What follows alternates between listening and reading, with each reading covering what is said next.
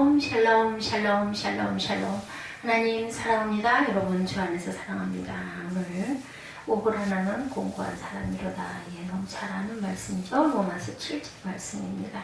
형제들아 내가 법하는 자들에게 말하노니 너희는 그 법이 사람이 살 동안만 그를 주관하는 줄 알지 못하느냐. 남편 있는 여인이 그 남편 생전에는 법으로 그에게 매임받으나 만일 남편이 죽으면 남편의 법에서 벗어나느니라. 그러므로 만일 그 남편 생전에 다른 남자에게 가면 음녀라. 그러나 만일 남편이 죽으면 그 법에서 자유롭게 되나니 다른 남자에게 갈지라도 음녀가 되지 아니하느니라. 그러므로 내 형제들아 너희도 그리스도의 몸으로 말미암아 율법에 대하여 죽임을 당하였으니 이는 다른 이 곧 죽은 자 가운데서 살아나신 이에게 가서 우리가 하나님을 위하여 열매를 맺게 하려 함이라 말씀하고 있습니다. 예수 그리스도께서 십자가에 못 박히심으로 인하여 부활하신 그 부활의 영광 열매를 맺게 하려 함이라 말씀하죠.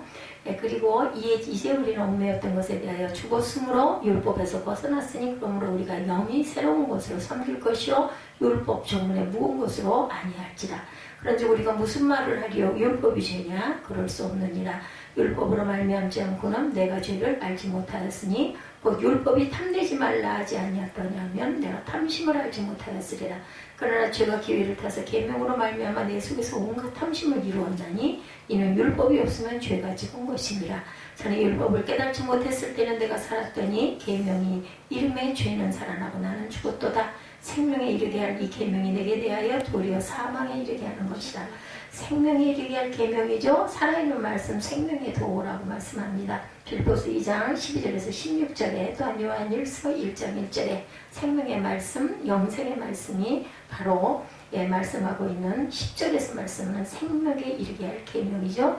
율법은 신령한 줄 알거니와 나는 육신에 속하여 죄에서 팔렸도다. 오늘 본문은 14절 시작에 그렇게 나오죠. 14절의 말씀은 사도 바울은 율법이 의로 흠이 없는 자였어요.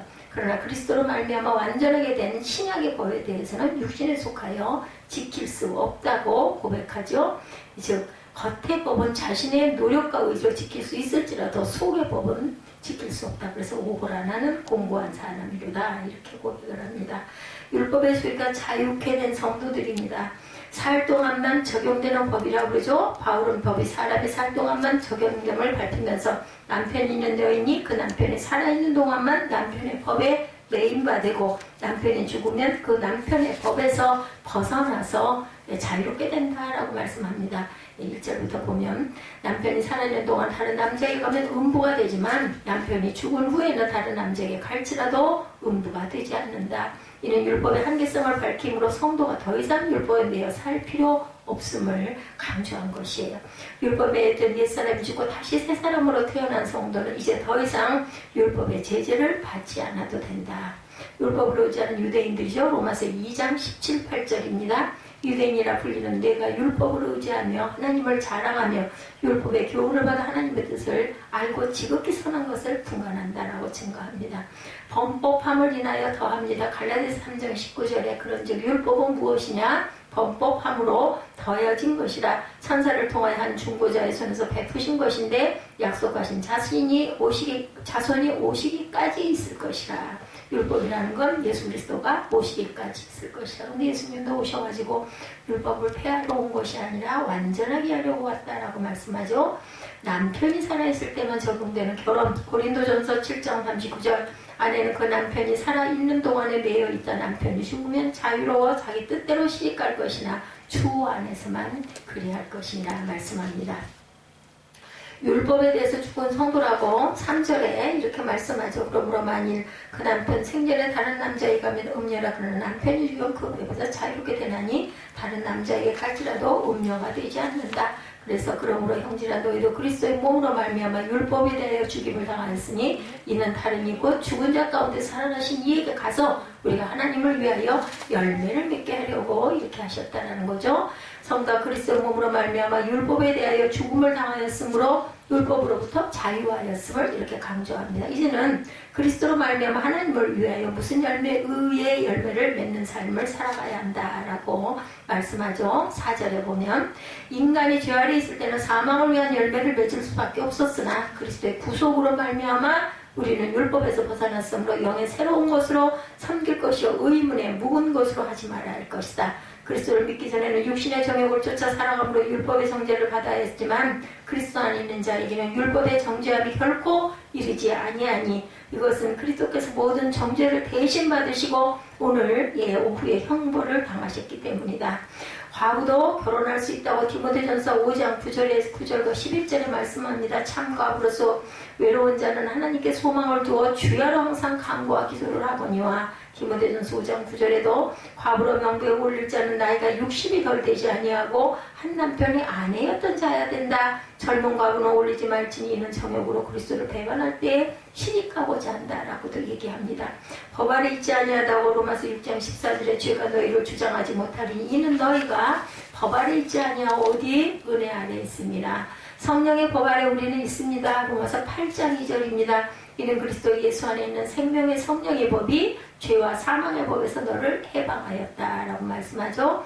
그래서 성도와 율법에 대해서 율법의 기능, 바울은 비록 성도가 그리스도 안에서 율법으로부터 자유케 되었으나 율법 자체가 악한 것은 아님을 교훈하죠. 율법은 인간으로 하여금 죄를 깨닫게 해주는 그러한 역할을 한다. 몽합성생이다 이렇게 얘기하죠. 그래서 우리가 육신에 있을 때는 율법으로 말미암아 죄의 종이 우리 지체 중에 역사하여 우리로 사망을 위하여 열매를 맺게 하였더니 이제는 우리가 얽매였던 것에 대하여 죽었으므로 율법에서 벗어났으니 이러므로 우리가 영의 새로운 것으로 섬길 것이요 율법 조문에 묵은 것으로 아니할지라. 그런데 우리가 무슨 말을 하리요? 율법이 전이야 그럴 수 없느니라.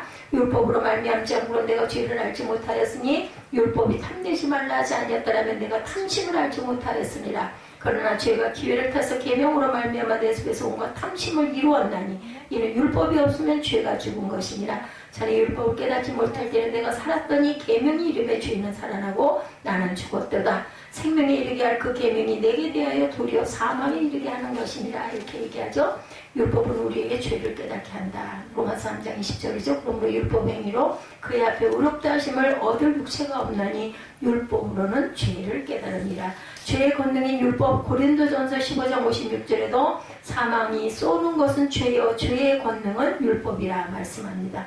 사망에 이르게 할 율법이라고 말씀하죠. 11절부터 보면 죄가 기회를 타서 계명으로 말미암아 나를 속이고 그것으로 나를 죽였는지라. 이러므로 율법은 거룩하고 계명도 거룩하고 의로우며 선하도다. 13절에 그런즉 선한 것이 내게 사망이 되었느냐 그럴 수 없느니라. 오직 죄가 죄를 드러내기 위하여 선한 그것으로 말미암아 나를 죽게 만들었으니 이는 계명으로 말미암아 죄로 심히 죄되게 하림이라. 우리가 율법은 신령한 줄 알고 나는 육신에 속하여 죄 아래 팔렸다 이렇게 얘기합니다. 인간이 율법을 잘못 사용함으로 생명에 이르할 계명이 도리어 사망에 이르게 하는 것이 되었다고 바울사도는 탄식하죠. 그래서 나는 공고한 자라 탄식을 합니다. 율법이 이러한 역할을 하게 된 데는 큰 부패한 인간의 본성에 그 책임이 있다. 율법은 하나님의 거룩함을 나타내는 계시였고 하나님의 형상을 따라 지음받은 인간의 하나님을 따라 행하여야 할 계명이었으나 타락하여 하나님의 영광이 이룰 수 없는 인생의 사망을 선고하는 역할을 하게 되었다. 바울은 율법은 신령한 것이나 인간이 육신에 속하여 죄 아래 팔렸음을 탄식하죠. 저주 아래 갇혔다고 합니다. 갈라디아서 3장 10절에도 무릇 율법의 행위에 속한 자들은 저주 아래 있나니 기록된 바 누구든지 율법책에 기록된 대로 모든 일을 항상 행하지 아니하는 자는 저주 아래 있는 자라. 그걸 다 그대로 행할 수가 없어요. 하나에 거치는 범법자가 됩니다.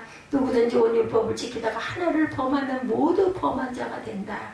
원치 않는 것을 행하는 육신이라고 말씀하죠. 15절에 내가 행하는 것은 내가 알지 못하니 곧 내가 원하는 것은 행하지 아니하고 도리어 미워하는 것을 행함이라. 만일 내가 원하지 아니하는 그것을 행하면 내가 이로써 율법이 선한 것을 시인하는 이제는 그것을 행하는 자가 내가 아니요 내 속에 거하는 죄라고 말씀합니다.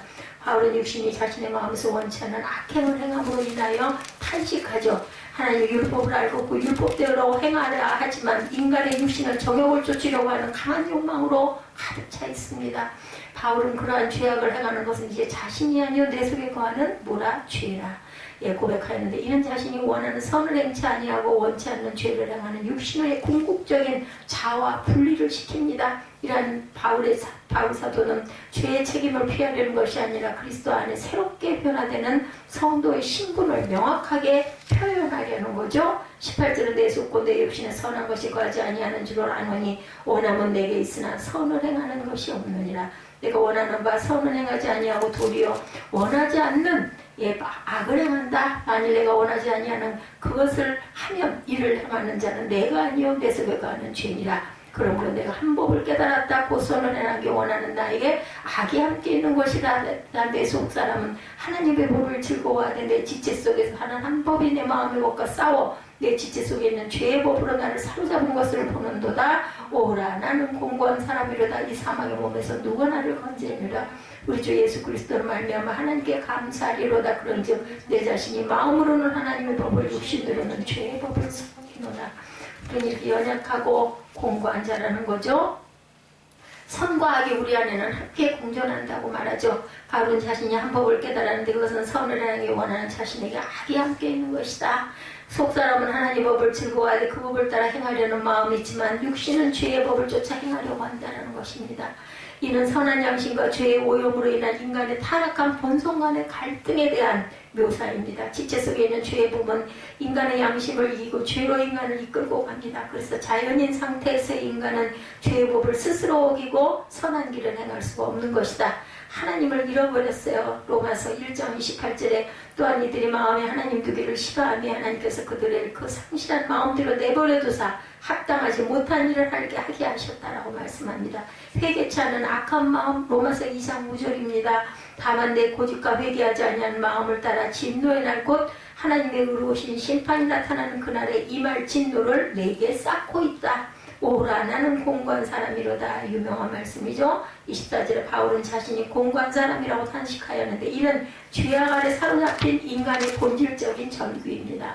바울은 사망의 몸에서 자신을 구원할 자가 누구냐 하고 외치죠.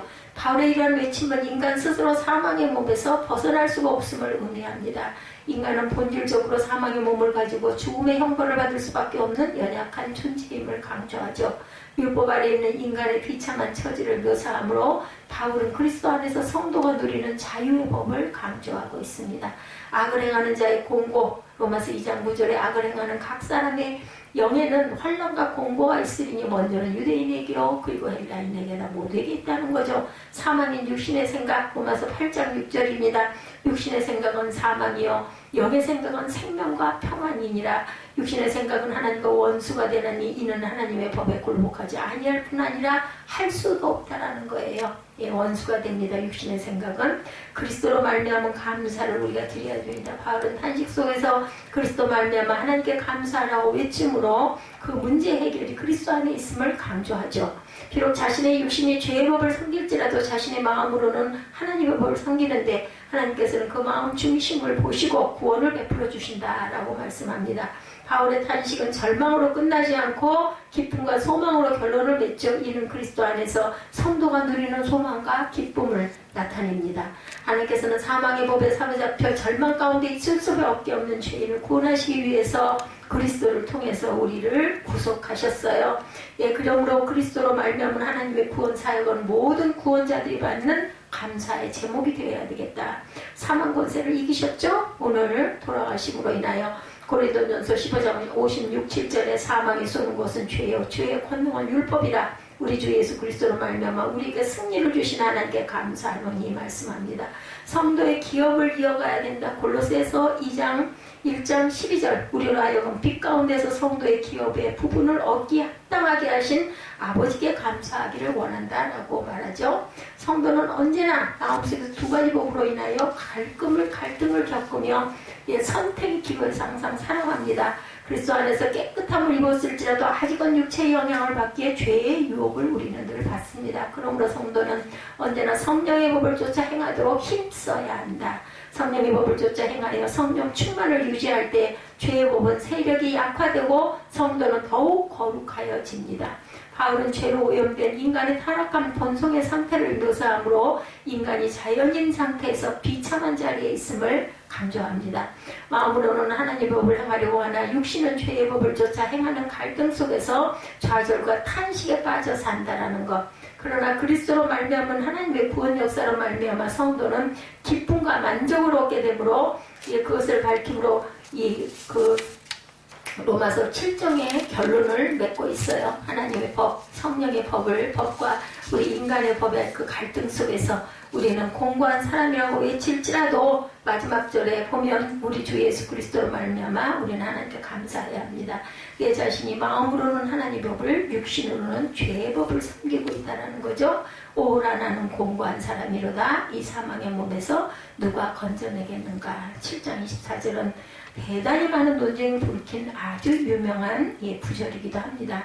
1920년대부터 40년대까지 많은 기독교 서적들이 이 구절에 대한 해석을 다루고 있었다고 그래요. 대부분 공고한 사람이 누구냐는 질문에 답을 얻기 위한 것이었다고 합니다. 대답은 크게 세 가지로 나눠졌다고 그래. 불신자라고 답한 사람도 있고, 성도라고 답한 사람도 있고, 성도도 아니고 불신자도 아니라고 대답한 사람도 있었다고 합니다. 그러나 중요한 사실은 바울의 관심이 거기 있지 않다라는 게 중요합니다. 그 말을 하기 위해 로마서 7장을 기록한 것이 아니죠. 그것은 그 책들을 쓴 저자들의 관심이었지 바울의 관심은 아니었다. 바울이 말하고자 하는 요점은 율법의 기능에 관한 것이었습니다. 즉 10계명의 기능. 로마서 7장에 일관적으로 제시되고 있는 요점을 보면 바울이 로마서 7장 전면부에 강조해서 말한 것은 율법은 불신자를 구원하는 능력이 없다라고 말합니다. 율법에는 세 가지 기능이 있는데 무엇이 죄인지 정의하는 기능, 그리고 사람 속에 있는 죄성을 자극하는 기능, 그리고 스스로 죄인임을 깨닫게 하는 기능이 있다.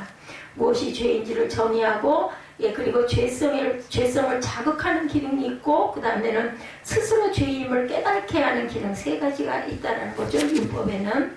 그래서 우리가 지옥 갈 사람임을 알게 하고 그리스도에게로 인도해주는 무슨 선생? 몽학 선생이다.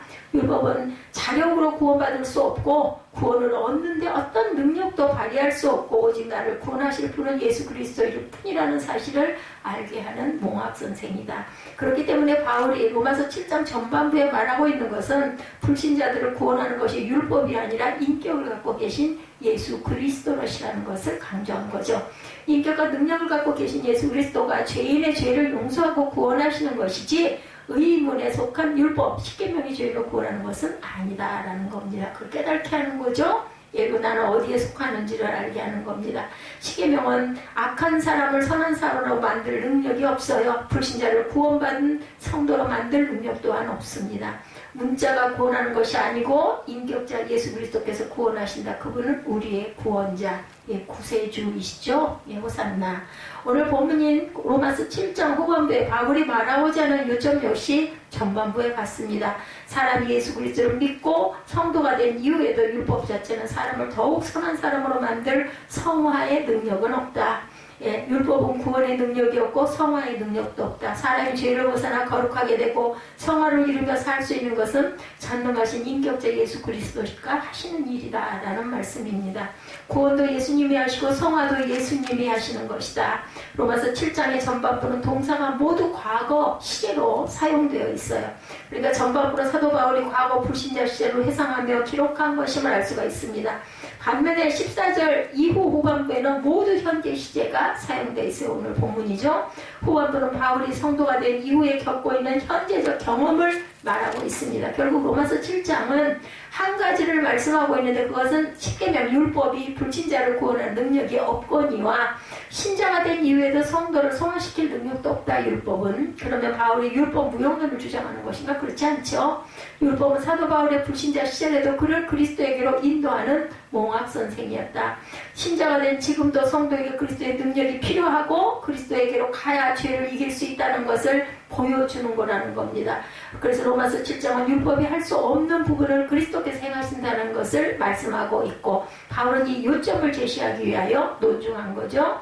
바울이 사용하고 있는 논중 방법을 봅니다. 바울은 자신의 영적인 경험을 토대로 논중하고 있어요. 영적 경험이 많은 사람이었죠. 바울의 경험은 두 가지로 나뉘어집니다. 먼저 바울에게만 있는 특수한 경험. 다메섹 도상에서 부활하신 예수님을 만나고 산책천을 갔다 온 것 등은 바울만의 특수한 경험이죠. 또 바울은 하나님으로부터 계시를 받아 히브리서를 포함한 14권의 서신서를 기록합니다. 엄청난 경험. 히브리서가 빠지면 13권, 히브리서까지 썼다라고 생각하면 14권이죠. 그가 사도라는 직분을 가진 자에게 겪게 된 특수한 경험들. 근데 로마서 7장 후반부에 14절 이하에 기록된 경험은 이러한 특수한 경험이 아니라 성도들 역시 얼마든지 경험할 수 있는 것들을 제시합니다. 바울에게만 일어난 특수한 영적 경험이 아니라 모든 성도가 공통적으로 겪고 있는 일반적인 경험들. 바울은 자신이 겪은 죄와의 갈등 경험을 3단계로 나누죠. 첫째, 자기 마음속에 소망이 있다는 것입니다. 바울의 소망이 뭘까? 그것은 바로 율법을 지키며 선하게 사는 것. 19절이죠. 내가 원하는 바 선언하지 아니하고 도리어 원치 않은 바 악을 행하는도다 라고 기록합니다. 고백을 하고 있죠. 21절에도 자신의 소망, 그러므로 내가 한 법을 깨달았다. 그 선을 행하기 원하는 나에게 악이 함께 있는 것이로구나 라고 기록합니다.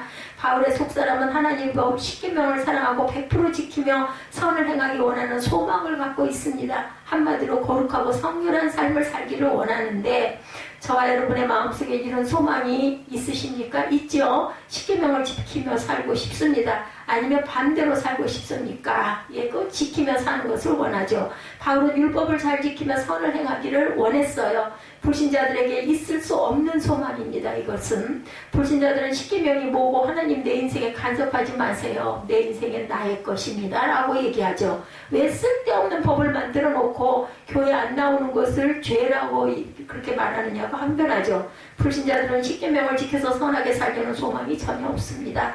그냥 즐기고 열심히 잘 살다가 죽으면 그만이지 이렇게 생각한다는 거죠. 그 로마서 7장 후반부에 기록된 경험은 불신자의 경험일 수가 없고 성도들의 경험. 그래서 로마서 7장 후반부는 신자가 된 이후의 경험들인 것이다. 유명한 친유교 목사였던 찰스 스펄전은 13세에 구원을 받게 되었는데 우연히 출석하게 된 원시 감리교회에서 받았다고 합니다. 당시 소년 스펄전이 교회를 가야 하는데 강한 폭풍우 때문에 일기가 좋지 못해서 동네에 감리교회를 갔어요. 그런데 그 교회 담임 목사님이 날씨가 좋지 못해서 나오지 못합니다. 그래서 청중석에 앉아있던 한 집사님이 나와서 설교를 하죠. 스펄전이 그의 설교를 듣게 되온 거예요. 땅의 모든 끝들아 야훼를 앙망하라, 여호와를 바라보라, 그러면 구원을 받으리라. 이렇게 설교를 하고 더 할 말이 없어서 소년 스펄전을 보며 이렇게 얘기했다고 했죠. 젊은이 자네 참 비참해 보이는구만. 예, young man, you look miserable, look to Jesus Christ, 예수를 바라보라 이렇게 얘기를 했다. 할 말이 없어가지고 생전 처음 낯선 소녀를 딱 바라보고는 도대체 자네는 아무런 그 소망이 없어 보이는군 이라고 얘기를 하면서 예수를 바라보게 이 말을 들은 스펄전은 그 말에 그만 충격이 들었어요. 바라보는 게 중요해요. 딱 보고 저는 일부러 그냥 이렇게 눈과 눈을 맞추지 않았는데 때로는 눈과 눈을 맞추는 게 이렇게 가슴을 탁 찌르는 그런 말을 들은 거죠. 예수를 바라보게 되었다고 그래요. 그 바람에 집사가 나와서 설교를 했는데 예수님을 구주로 영접하고 구원을 얻게 되었다고 합니다. 근데 그 다음 주에 다시 그 교회를 갔더니 목사님이 로마서 7장 24절 본문으로 설교하는데 공고한 사람은 불신자라는 말에 들을 것이 없다고 생각을 하고 다시는 그 교회를 가지 않고 침례교인으로 신앙생활을 하게 되었다는 일화가 스펄전 전기에 기록되어 있다는 게 사실이에요. 공부한 사람은 불신자다. 그거 아니라는 거죠. 우리 모두는 공부한 자죠. 그래서 로마서 7장 후반부는 불신자의 경험이 아니라 성도의 경험을 다루고 있다는 거죠. 더구나 22절에 기록된 속사람은 성경에 총 3번 사용되는데 모두 참된 신자를 가리킬 때 사용된 단어들입니다. 속사람.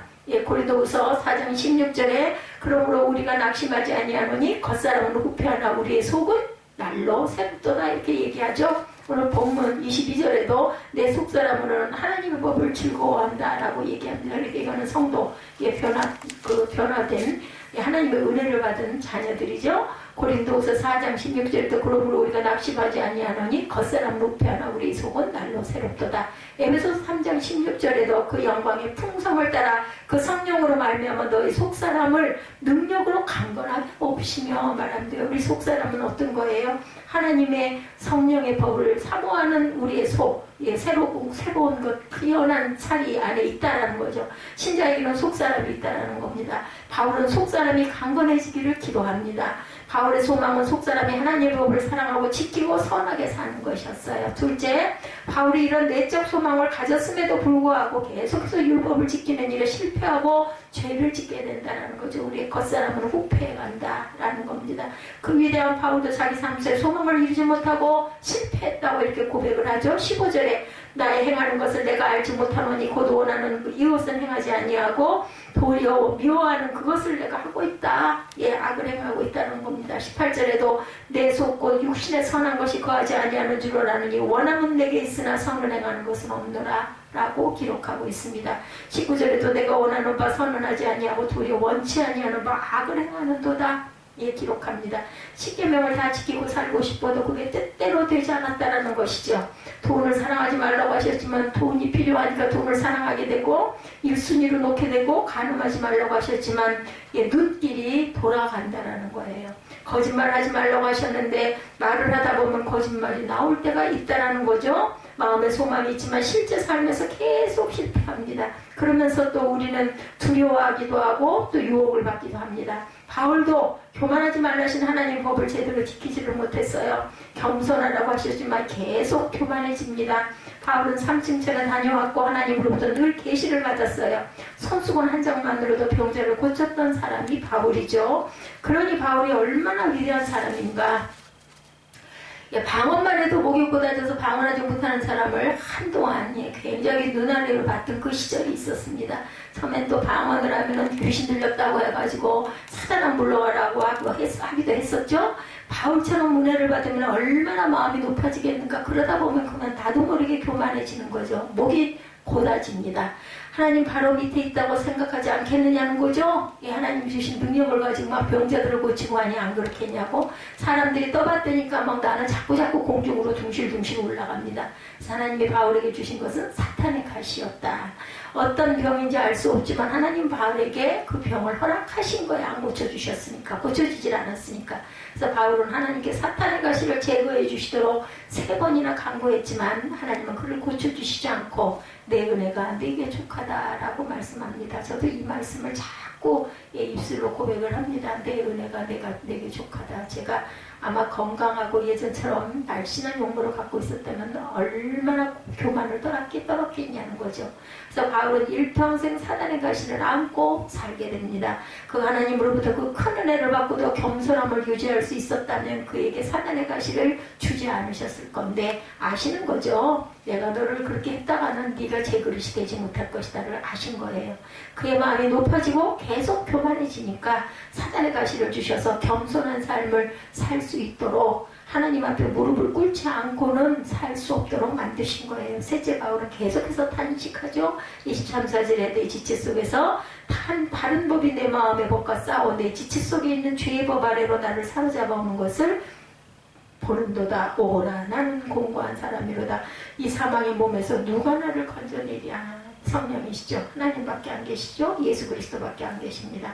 나는 참 나쁜 사람이라는 고백이에요. 본인이. 그러나 우리 구원받은 성도들은 옛사람이 아닙니다. 옛사람은 예수님과 연합해서 십자가에다 못 박았어요. 지옥 갈 옛사람은 이미 죽었다라는 것. 그래서 우리는 절대로 지옥에 가지 않은 새 사람을 입었습니다.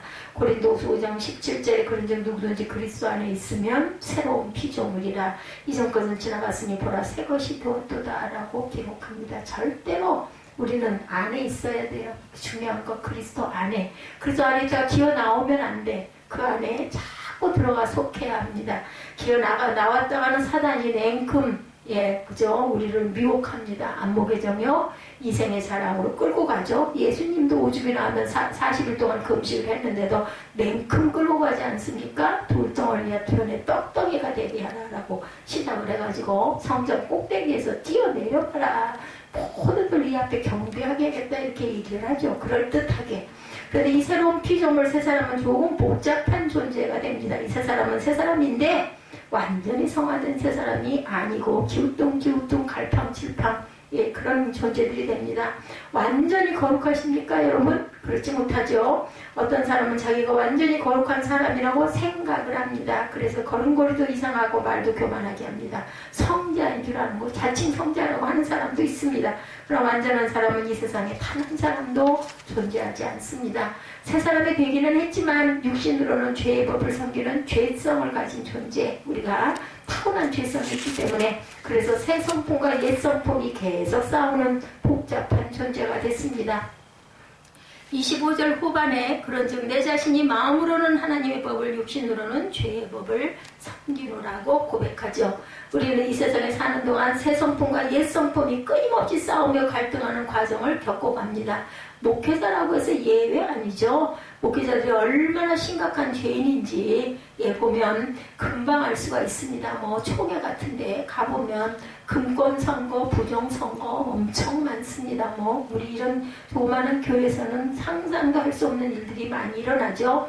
육신의 죄를 저지르고도 태연하게 목회를 하고 있는 사람들이 너무나 많습니다. 목회를 오래 했다고 해서 육신이 없어지지는 않는다라는 것, 오히려 그것이 그저 내 안에 죄성으로 굳어버리는 경우가 많고, 하나의 뭐라 그래야 되나, 예배 드리는 것 자체가 하나의 그냥 의식이 돼버리는 경우들이 너무나 많습니다. 그래서 무슨 얘기들을 하냐면, 처음에 신학을 하면서 은혜를 받아가지고 전도사가 된 사람들이 엄청 신령하다는 얘기들도 많이 합니다. 왜냐하면 때가 묻지 않았기 때문에 장로, 권사, 집사를 몇십 년 했다고 죄성이 없어지는 게 아니라 좀 굳어버리죠. 나는 장로인데 이렇게 된다라는 거죠. 성도 안에는 새 성품과 옛 성품이 이렇게 공존을 합니다.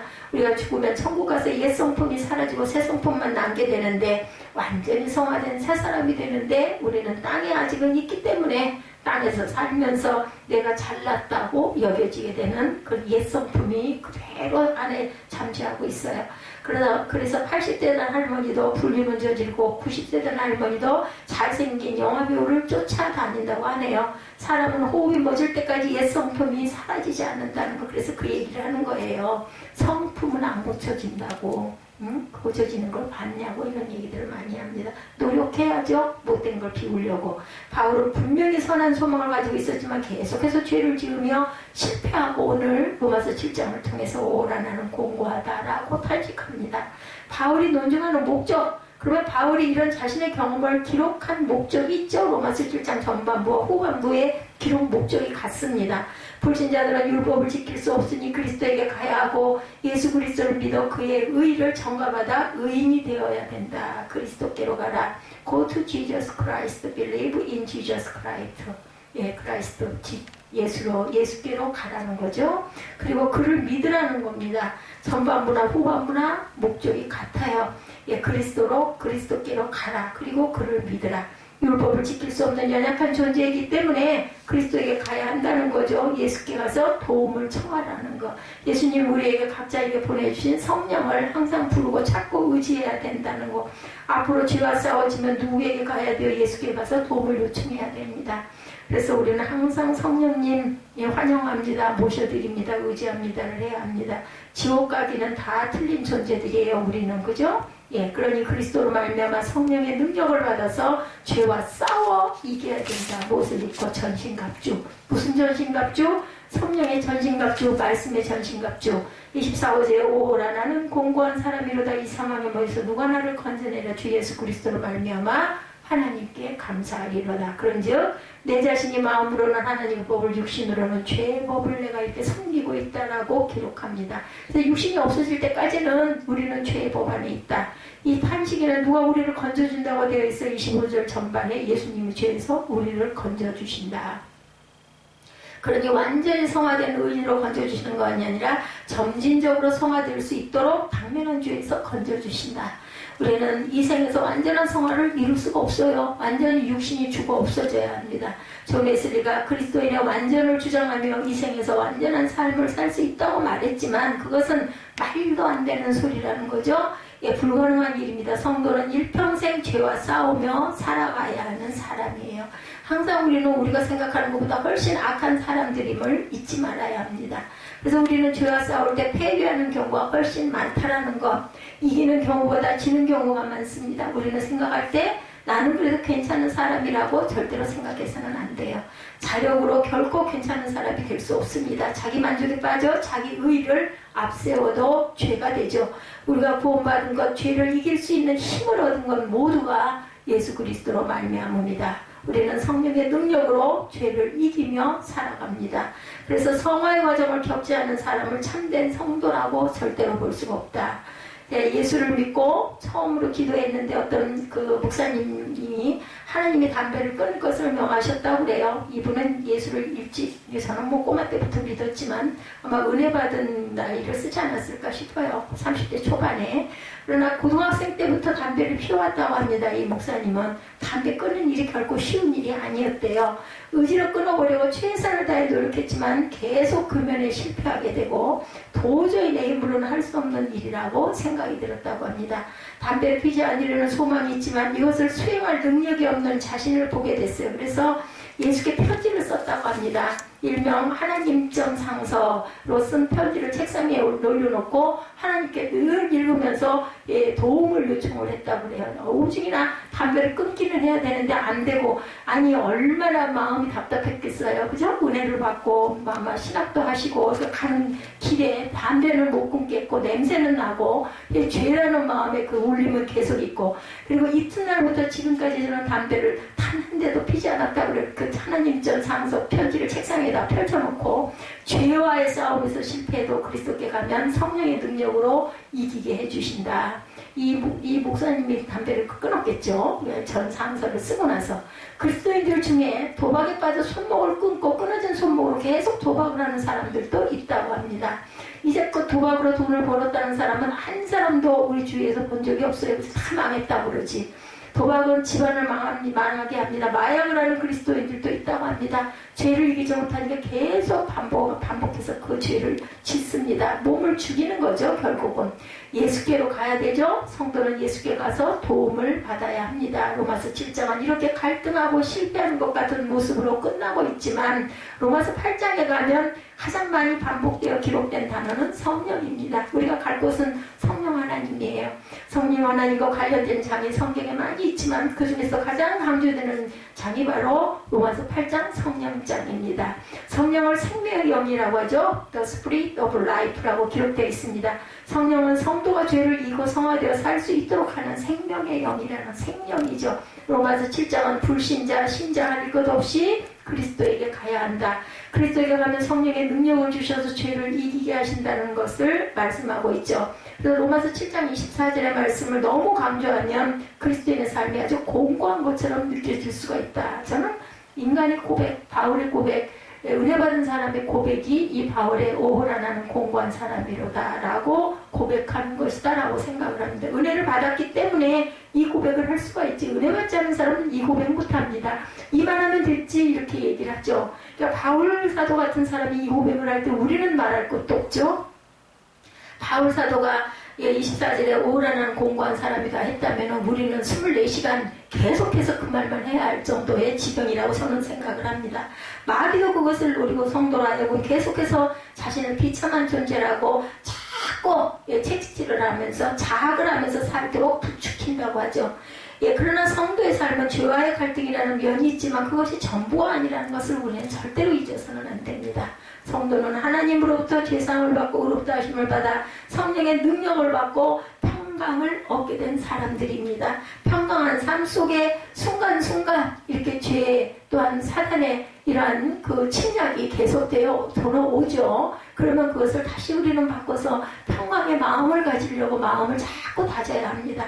바울에게 갈등이 없었던 것은 아니지만 그는 결코 비참한 인생을 산 사람은 아니죠. 하나님께 주시는 기쁨, 능력, 위로, 평강 등 하나님과 친밀하게 교제를 하며 살았던 사람. 그래서 우리는 늘 애써야 됩니다. 늘 힘써야 됩니다. 주님 하나님께서 우리에게 원하시는 평강의 샬롬의 축복을 항상 거기에 가까이 가도록 노력해야 합니다. 이렇게 성령 충만하고 행복자였던 바울도 죄와의 싸움이라는 측면에서는 이렇게 실패하는 경우가 많이 있었다는 것, 우리 역시 옛 성품과 싸우게 될 때 그리스도에게 가야 한다는 것을 강조하고 있습니다. 예, 한 청년이 그는 모든 것을 다 가진 사람이었어요. 키가 크고 얼굴도 잘생겼고 돈도 많고 공부도 잘해서 좋은 직장에 취직한 아주 엄친아였다고 합니다. 그런데 그가 잘못한 것이 딱 하나 있는데 벽에 못을 박는 일을 잘 못했다고 그래요. 그래서 어느 날 벽에 액자를 걸기 위해 못질을 하다가 망치로 손가락을 때려 뼈가 부러지게 되었다고 합니다. 인간의 몸속에 있는 뼈가 총 208개라고 하는데 그 중에 하나가 골절이 되면 아플까요? 아프지 않을까요? 아프겠죠. 나머지 207개는 멀쩡한데 그 하나는 아프죠. 한 개 골절되는 것은 아무것도 아니에요. 208개 중에서 하나 정도. 그러나 손가락 뼈가 부러졌다면 아픔은 이로 말로 표현할 수 없는 극심한 고통입니다. 엄청나게 공고해지죠. 그럼 바로 의사를 찾아가야 합니다. 빨리 가서 치료를 받아야 되겠죠. 마찬가지로 바울은 200개가 넘는 큰 복을 받았고 하나님으로부터 받은 은혜가 차고 넘치는 사람이었는데 그는 계속해서 교만의 죄를 범하며 소망을 이루는데 실패했다라는 고백이 바로 로마서 7장이죠. 손가락 뼈 하나가 골절된 것과 같은 단지 한 개가 부러진 것. 그러나 그 하나 때문에 그는 그리스도에게로 가야 한다고 또한 말합니다. 위대한 바울도 이처럼 실패를 겪고 예수께 갔었다면 우리는 얼마나 예수님을 찾고 그에게 더 열심히 가야 할 것인가. 19세기 말에 스코틀랜드에서 목회하는 알렉산더 화이트라는 목사님은 스코틀랜드에서 가장 경건한 거룩한 목사라는 평을 받았었는데 어떤 사람이 목사님께 이런 말을 했다고 해요. 목사님은 스코틀랜드에서 가장 거룩하기로 소문난 목사님이십니다. 그랬더니 목사님이 당신이 나의 속사람을 보게 된다면 내 얼굴에 침을 뱉을 것이오 라고 대답했다고 그래요. 누구라도 마음을 촬영해서 상영한다면 부끄러울 것입니다. 우리 모든 사람 속에는 그런 죄성이 남아있다라는 거죠. 그런 이런 죄성을 어떻게 해야 될까? 눌러야 되고 죽여야 되고 십자가에 계속해서 못 박아야 되고 내 힘으로 안 될 때는 성령께 도움을 요청해야 되겠죠. 담배를 끊기 위해 하나님 전 상서를 썼던 그 목사님의 청년 시대처럼 우리 모든 성도는 그리스도에게로 가서 성령의 능력으로 죄와의 싸움에서 늘 승리하시는 저와 여러분이 되시기를 주님의 이름으로 축복합니다. 로마서 7장 오라 너는 공고한 사람이로다. 우리 한번 쭉 한번 교독하시고 우리 기도하는 시간 갖도록 합니다.